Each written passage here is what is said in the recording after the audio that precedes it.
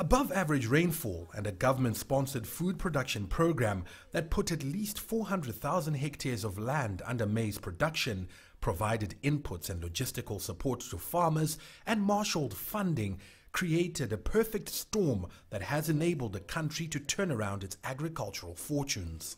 From a value chain approach where we had financiers ready, willing, and farmers who were trained and carefully selected to ensure that the minimum 5 tons per hectare could be achieved. So all that value chain approach to looking at things, the storage facilities were being rehabilitated, so things worked very well. So well, in fact, that output of the staple maize is expected to jump 269% from 800,000 metric tons last season to 2.1 million. Other cereals, including sorghum and millet, and food crops will see spectacular increases too, meaning food production will jump from 1.1 million tons to 3.1 million. It's a welcome recovery for the farming sector, which, if it's not battling erratic weather, is short of finance to be fully productive. For the current harvest to be sustained or even increased, there is need to address both those problem areas. The financiers also have to come on board with affordable financing. We have to attend to irrigation, especially, so that with climate change, Zimbabwe is predicted, just like the rest of Southern Africa, to become drier in the decades ahead. So government is aiming and has targeted 300,000 hectares for irrigation in the years ahead. For now, an immediate headache Zimbabwe has is where to store all the grain is produced. But that's one problem that authorities here are happy to have. Farai Mwakutuya, CGTN, Harare, Zimbabwe. Let's get more insights and analysis on the food security situation from Denene Erasmus. She is the editor of Farmers Weekly in South Africa, and she joins us live from Johannesburg. Thank you for joining us. Both Zimbabwe and South Africa, which suffered acute drought conditions last year and are witnessing bumper harvests, what can we attribute this turnaround to?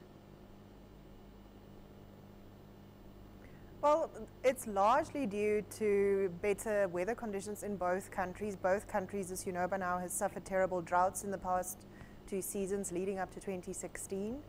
And then for the 2017 harvest, South Africa and Zimbabwe benefited from normal and even above normal rainfall conditions.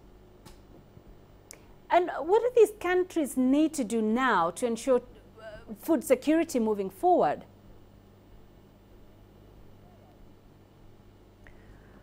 At the moment, both countries need to explore markets, especially for South Africa, that is now expected to produce at least 15.4 million tons of maize this year, at which rate they will need to export at least 4 million tons of maize before the next harvest arrives, because farmers only produce what they can sell, and they will only produce if they can sell their crops profitably. So both in Zimbabwe and South Africa, governments need to get involved to ensure that there are market strategies in place for any surplus production, so that farmers can realize prices that will enable them to plant for the coming season.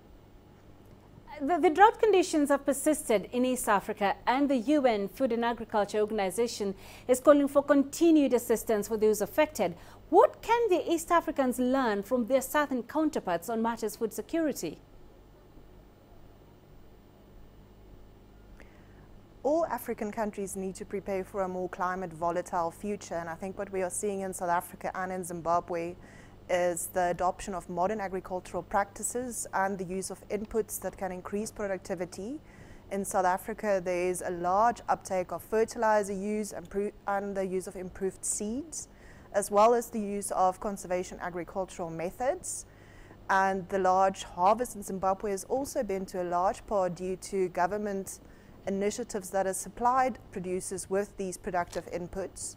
So if we can get governments from other African countries, especially in the East African regions that are now facing hunger in the next season, so to avoid that happening again, governments need to get involved in the supply of productive agricultural inputs, and then also increasing the area of production under irrigation.